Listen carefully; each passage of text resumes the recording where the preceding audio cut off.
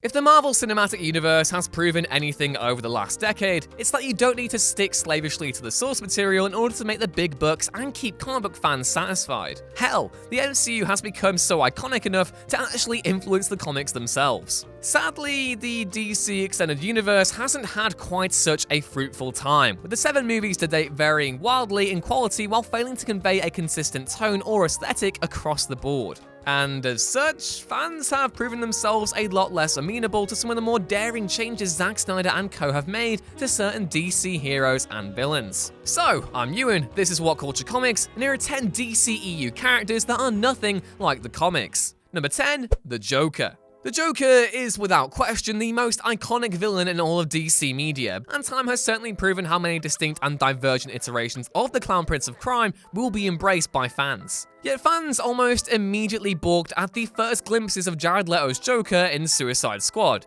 deterred by the character's edgy with a capital E design above all else. The tatted up, grill-wearing Hot Topic gangster couldn't be much further from his traditional comic book aesthetic, lacking the iconic purple coat and better resembling a contemporary mobster with a few distinctive Joker-y flourishes. It's fair to say that Leto's Joker does borrow superficial elements from various comic books, the tattoos in particular being very Frank Miller, but the bad kind of Frank Miller. I mean, have you guys read All-Star Batman and Robin? It ain't good. But anyway, in trying to reinvent the character in a post-Dark Knight world, Leto and writer-director David Ayer may have strayed too far from his roots. Number 9, Superman. Batman, or rather Ben Affleck, may be a shameless killer in the DCEU, but he still feels like he captures enough of the Caped Crusaders' mood and philosophy to be workable, albeit through an extremely radical lens. The same, sadly, hasn't proven true of Superman so far, who, despite a solid effort from Henry Cavill in the role, has been the DCEU's most high-profile misfire. In the comics, and also in basically every popular movie and TV adaptation, Superman has been an optimistic, chisel-jawed beacon of hope for Metropolis and for the world. This is supposed to make him a perfect mirror to the darker inclined Batman. And while Superman's DCEU debut, Man of Steel, saw Zack Snyder promising a gritty Dark Knight-esque take on the character, he ultimately made the fatal mistake of transforming both Clark Kent and Supes into joyless creatures. Cavill's Superman suit actually looks pretty terrific, and he certainly nails the physical requirements of the role, but many fans took umbrage with Supes allowing so much collateral damage to take place in the film's third act, rather than, as in the comics, finding a way to keep public harm to a minimum. Number 8, Lex Luthor. As wildly divisive as the DCEU's versions of the Joker and Superman have been, none have received quite the near universal scorn from fans as Jesse Eisenberg's Lex Luthor. In the comics, Luthor is mostly recognizable as a mega-rich, ultra-intelligent megalomaniac with a god complex who, upon seeing Superman as an obstacle to his global dominion, plots to take the Man of Steel out. Though some basic aspects of the popular comic book Luthor do remain, I mean he's rich, smart, crazy, and hates Superman, Zack Snyder and co otherwise revised the character to reflect more contemporary visions of villainy. It goes without saying that Eisenberg's casting is no coincidence, and was an attempt by Snyder to lean into the smooth-talking young hotshot tech billionaires who own the halls of Silicon Valley these days, a reprise of Eisenberg's rendition of Mark Zuckerberg in The Social Network to a point. Batman v Superman introduced Lex as all of these things, but also physically diminutive, not particularly handsome, and touting a ghastly head of greasy hair. These ideas weren't inherently bad by any means, but what truly turned many fans off was Eisenberg's twitchy, high-pitched, rodent-like performance as the character. What a load of Granny's peach tea. Number 7, Jimmy Olsen.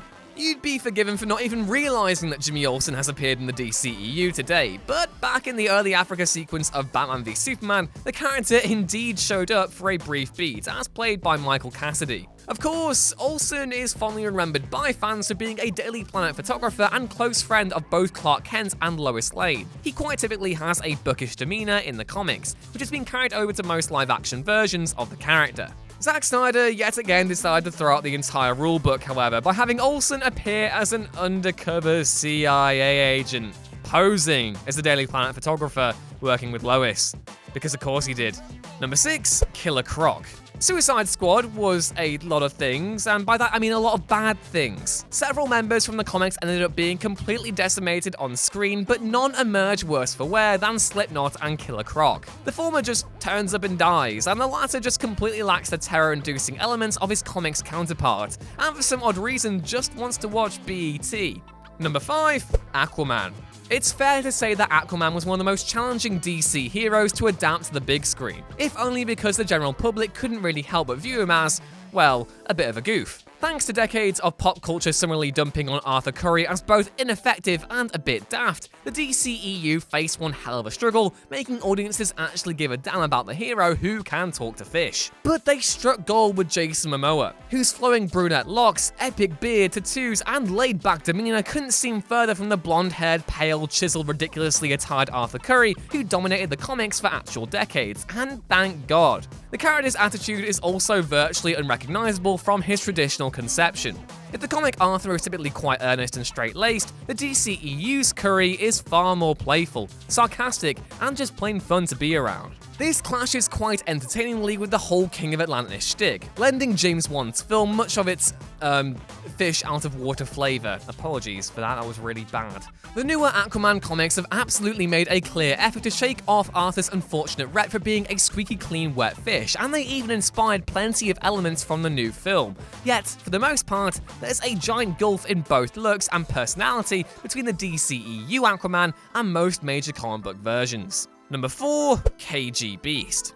Anatoly Knyazev, Kalan Mulvey, has a small role in Batman v Superman as a Russian arms dealer working for Lex Luthor, who helps frame Superman for the carnage in Africa and later kidnaps Martha Kent before being blown to shreds by Batman, as most movie Batmen tend to do. Though you'd reasonably assume that Knyazev was a generic goon created specifically for Snyder's movie, he in fact made his comic book debut way back in 1988 as the supervillain with the ludicrous moniker of Cagey Beast. In the comics, he worked for the KGB, I know, big shock, as a master martial artist kitted out with cybernetic enhancements, while rocking attire that was questionable at best, though more recent comics, such as Rebirth, have thankfully given him more imposing clothing. Without his famous supervillain name, nor any identifying signatures of his comic book namesake, Snyder's take may as well have been any random Russian thug, sadly. Number 3. Enchantress. Enchantress, aka June Moon, Cara Delevingne, serves as the primary antagonist of Suicide Squad, and no matter what you make of Delevingne's divisive performance in the role, she's quite the far cry from her comic book counterpart. For starters, they look extremely different.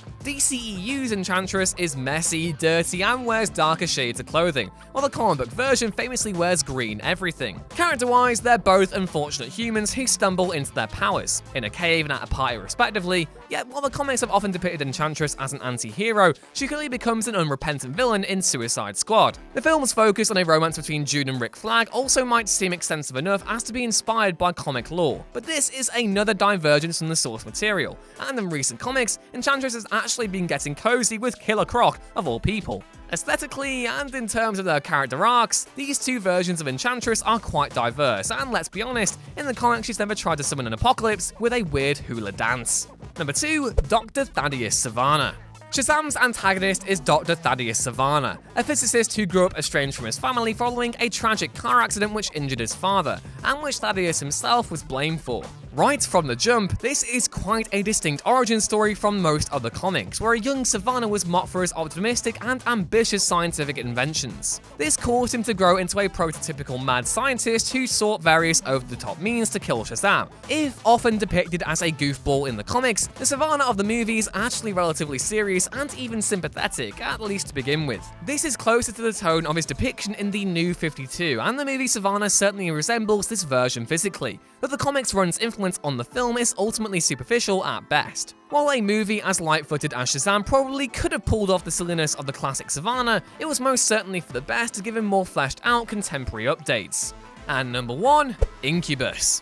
Despite Enchantress seeming to be plenty villain for one movie, David Ayer decided to throw an extra baddie into Suicide Squad by way of her big bad brother Incubus, who is released into a human host as they plot to take over the world. Not gonna lie, I forgot he was even in this movie, so there you go. And as with Enchantress, Incubus is rather unlike his depiction in the comics, where he was a fairly minor villain who possessed the body of a man named Larry Eden, causing Eden to die and allowing the Incubus full dominion of his body. Moreover, despite the complex dynamics of Incubus in the comics, where it turns out that Enchantress is actually hosting his sister spirit Succubus, he's ultimately little more than a generic CGI monster in the movie, serving as a second-rate mini-boss before the squad battles Enchantress.